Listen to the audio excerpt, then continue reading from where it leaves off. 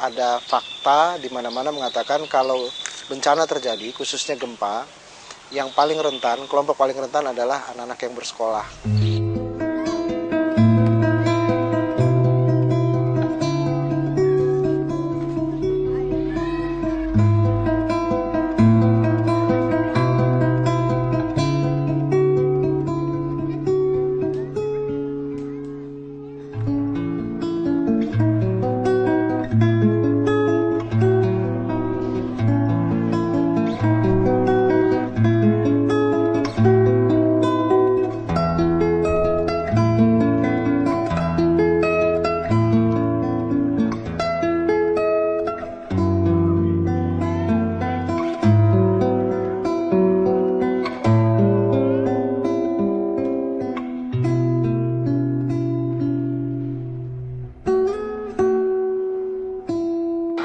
Kalau 2006 itu terjadi jam 8 pagi, kira-kira ya korbannya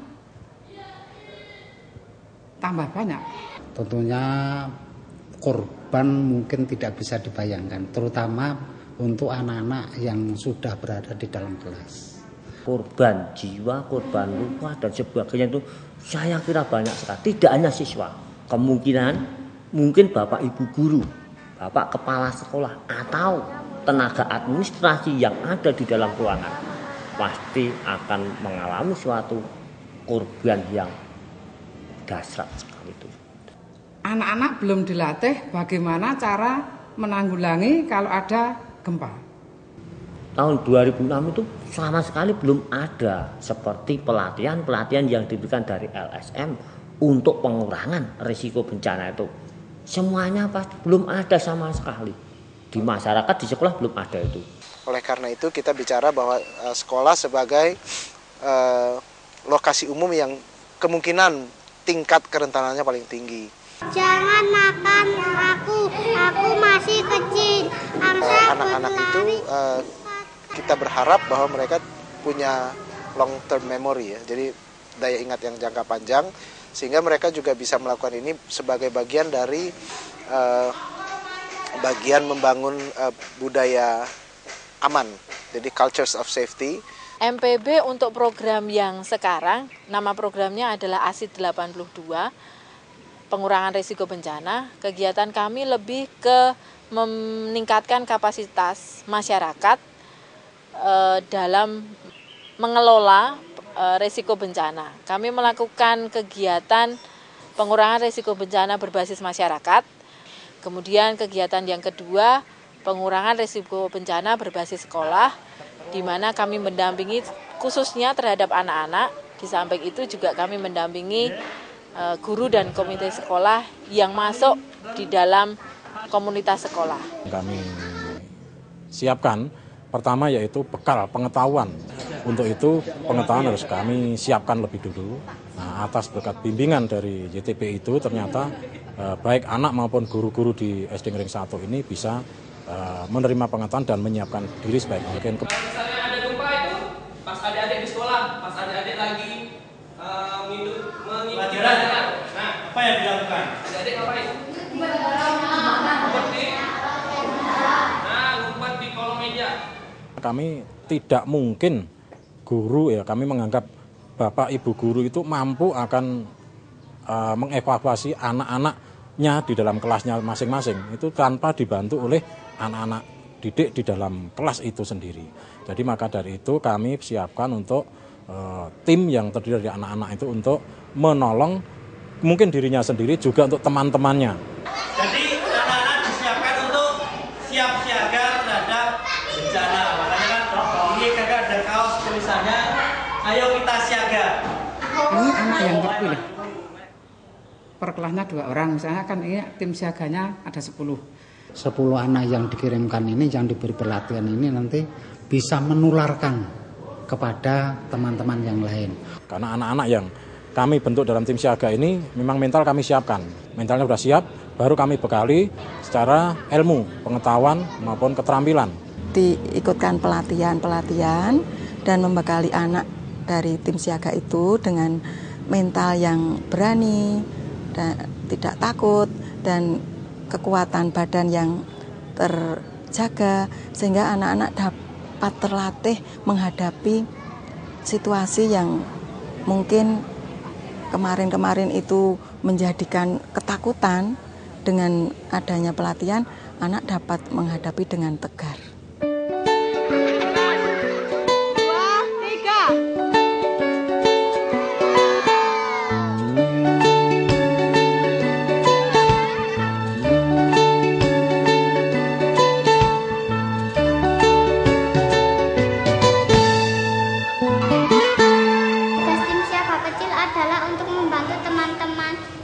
Dari ruangan. Kalau keluar jangan dorong-dorongan dan harus tetap rapi. Kemudian mengabsen siswa yang ada di lapangan dan mencari korban yang ada di kelas. Dan mengeluarkan orang yang tertinggal di kelas. Dan membawa korban ke tempat yang aman. Kemudian mengobati orang yang sedang terluka parah. Ya, bilangan siapa?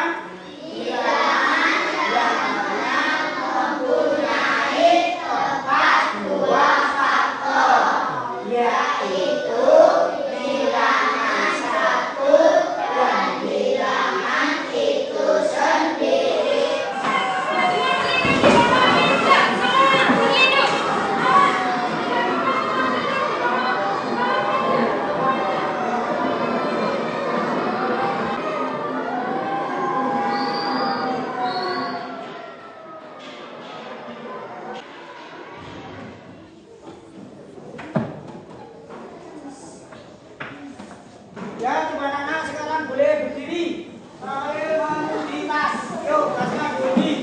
Tangan diundi sama hasilnya. Satu persatu urut. Satu persatu urut. Satu persatu ya. Satu persatu. Satu persatu. Persatu ya.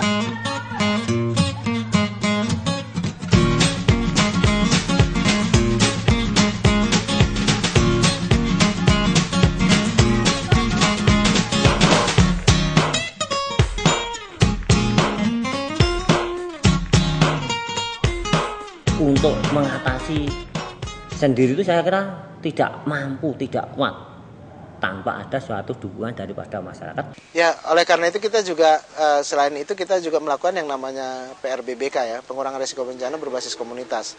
Sehingga diharapkan gatu match. Yang satu di sekolah, yang satu di komunitas, dua-duanya terjadi upaya-upaya yang bersamaan, sehingga ketika bersamaan diharapkan dari dua belah pihak itu mampu. Dengan adanya kebersamaan, karena dengan adanya istilahnya hubungan antar dan inter ya, itu masyarakat, itu memang kami sangat membutuhkan juga karena peran serta dari masyarakat ya. Sekarang itu kan kegiatan di sekolah itu kan banyak dukungan dari peran serta masyarakat. Sekolah dengan masyarakat, masyarakat dengan lingkungan, asalkan ada kekompakan kerjasama, itu bisa terjalin dengan bagus. Tiga.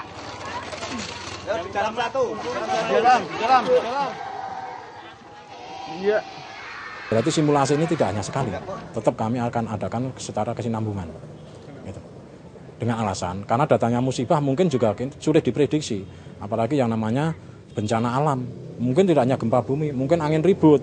Nah, nanti kami akan berusaha bagaimana cara menyelamatkan diri apabila terjadi gempa bumi, mungkin terjadi angin ribut, angin topan, dan lain sebagainya. Harapan kami di dalam menuju ke depan di sekolah dengan siswa, karyawan, dan sebagainya, kita harus siap siaga menghadapi bila terjadi gempa. Itu sudah siap siaga.